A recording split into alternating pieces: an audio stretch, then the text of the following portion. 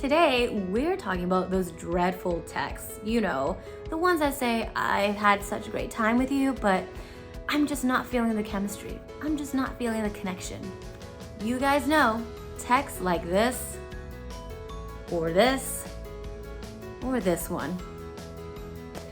Oh, and it gets so frustrating when you get those kind of texts over and over because it's so confusing. There's nothing to work with when someone tells you they just don't feel chemistry with you. You know, it's so much easier when someone rejects you because of a lifestyle choice, a value, or a personality trait. Because at that point, there's only two directions here. It's only one, you accept it because you realize, yeah, you're right.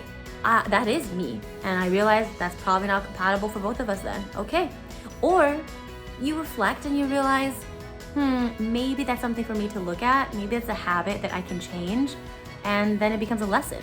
But when someone says there is no chemistry, it's nothing specific. There's nothing for you to work on. And they always say, you're an awesome guy though, right? So then you wonder, what the heck? So I'm an awesome guy, but there's no chemistry?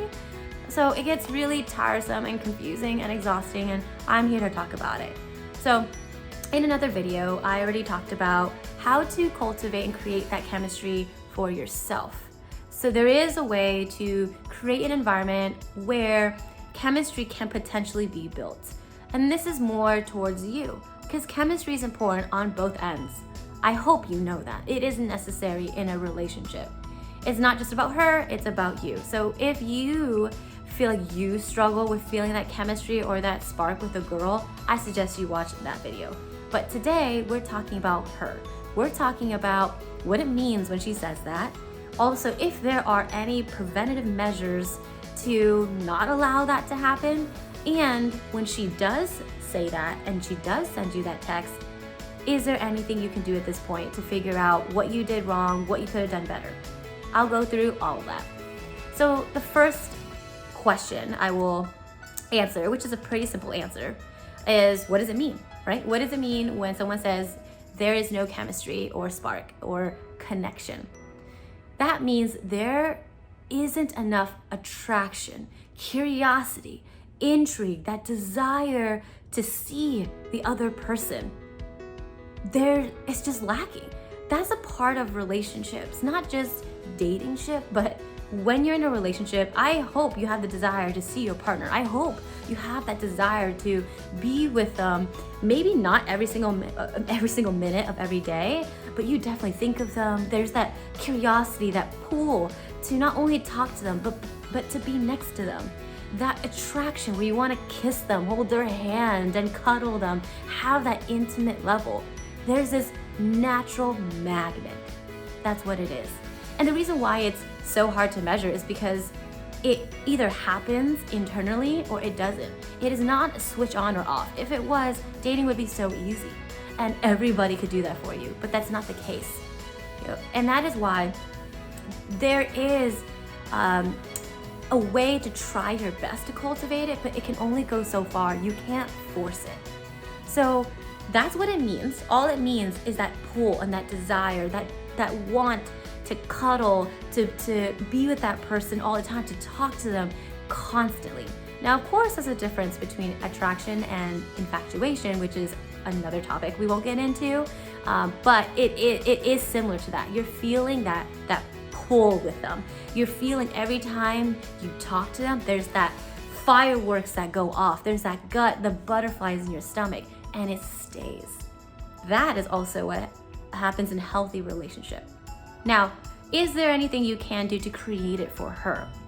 So similar to my other video about how to cultivate chemistry for yourself, the best way you can try your best to cultivate chemistry is, let's say by a first date, you are not too sure if she's feeling that chemistry with you. It's a good date, but you can't tell because she's not being too flirty. She's not very close to you, so you're not too sure if the chemistry is there.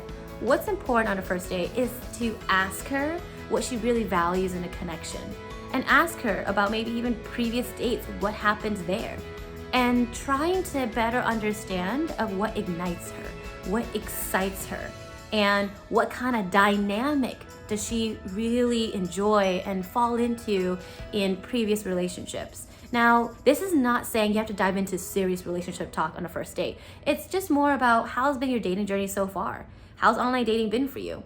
And just asking her questions about what really excites her when she's with someone, you know? Even if she starts talking about friends, that matters too, because you do have chemistry with friends as well. Maybe not the super romantic kind, but there's something that ignites you. If you start trying to embed those questions in and understand what gets her really excited, then on a second or third date, do your best to create an environment to see if you have that quality she's looking for to ignite and excite her and draw that desire. You know, see if you have that even within your own personality, right? If she says she loves a masculine, competitive guy who just knows what he wants at times and that really is attracted to her, put yourself in a game setting at an arcade and see if you have that within you. And honestly, if you know you don't, then it's okay. You don't gotta force chemistry. So that's one way to prevent it. You're just trying to switch up your environment on dates. Do not do the same date over and over. No dinner and lunch and walks all the time. You gotta switch it up a little bit to see if there's any ignition of that kind of curiosity and excitement. That's a preventative measure you can take. So just listen to her, ask questions, see if you can cultivate that, flirt with her a bit more and see if that draws anything for her. Then let's say it just doesn't work, and that's fine. And once again, it's not something you can force as long as you know you tried your best. All right, what can you do if she does send you that text of there is no connection and there is no chemistry? Well, because at this point we already know it's done. We already know you have nothing to lose. The best thing you can do is send a text and asking her for clarifications. Sending a text like this on the screen here. All you're doing is saying that you understand where she's coming from and you wanted to just seek some clarity for your own journey in the future. And you just want to ask her, you know, what do you mean by there is no connection? What part of our connection was missing? Or what part do you think, is there anything you can let me know of how that chemistry didn't happen for you? Is there part of me that you feel like was missing to even make that chemistry happen? Ask questions like that and see. And she may respond with a really helpful answer like this. You know, she may respond, and he had no idea that maybe they didn't share the same values. And that's something for him to work on in the future. But what I'm trying to say is, don't just give up there. Don't just throw in the towel and get more and more mad. At this point, you have nothing to lose, and just ask her if there is anything specific you can not only just work with, but better understand. And you can even say, I thought we had a great time. If you're really confused, if you're thinking, why did you go out with me for this many dates and not know? Say that. You can say, I thought we had a really good time and I'm just really confused, so I just wanted to seek clarity. Is there something that you're looking for that I'm missing?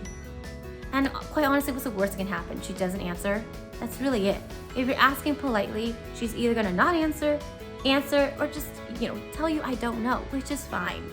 That just means that she really doesn't know. And if that becomes the case every time, then quite honestly, at the end of the day, this is all dating is. All dating is going through these dates and finding that one person that sparks it for you. That's it. As long as you have good dates and people aren't rude to you or just awful, but if you feel like you're really doing your best and cultivating this kind of environment, you know how to flirt, you know how to do all this, but you know that chemistry's just not there for her or you, that's dating. But know that as long as you've tried your best and tried everything you could, that's the best you can do, right? I hope that helps. This is a little bit longer of a video than most, but I feel like it's an important topic, and I hope this helps you. And once again, don't be afraid to ask for clarity and don't be afraid to ask those questions, all right? Thank you guys so much for watching. I'll see you at the next video.